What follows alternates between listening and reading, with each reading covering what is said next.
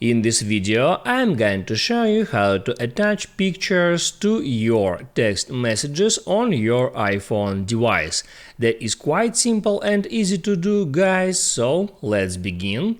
And first, open up your Messages application and here first select some conversation and get into it. Now, here all you have to do to attach pictures to your text message is to hit there on that photos icon to open up that gallery, and now you can just hit on photos to add them to your text message. You can select several photos in that way, and now here also you can add here some caption for your photos. So actually the message text you can hit there and write here some text message. And then to send that message, all you have to do is to hit on that green arrow icon and send that message to recipient.